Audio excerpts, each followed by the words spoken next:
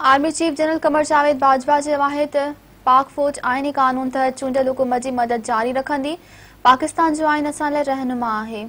समूरा इदारा मुतहद ही पाकिस्तान जी ख़िदमत कनि पिया। मुल्क में केर बि कंहिं ॿिए लाइ जवाबदार नाहे। हिकु क़ौम तौर असां साबित कयो त ज़ाती मामलनि खां वठाहो थी मुल्क जी ख़िदमत करे सघूं था। पाकिस्तान मिलिट्री अकेडमी में एक तकरीब के खिताब कंदे army chief general Qamar Javed Bajwa चयो त पाकिस्तान दिफ़ाई हवाले से मज़बूत मुल्क आहे।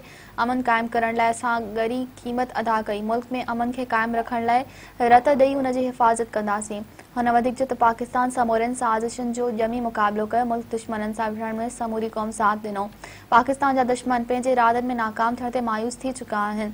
आर्मी चीफ चयो त हाइबर्ड वार जो मक़सद पाकिस्तान में उम्मीद जी फ़िज़ा खे नुक़सान पहुचाइण हो।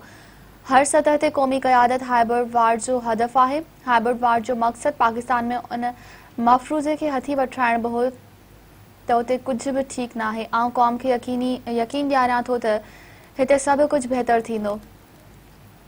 जनरल कमर जावेद बाजवा वधीक चयो त पाकिस्तान जो आइनी क़ौमी मुफ़ादनि समेत समूरा मामला असांजा रहनुमा आहिनि। मुल्क में को बि कंहिं ॿिए लाइ जवाबदार नाहे। पाकिस्तान फ़ौज आइनी कानून जी रहनुमाई में चूंडियल हुकूमत जी मदद जारी रखंदी।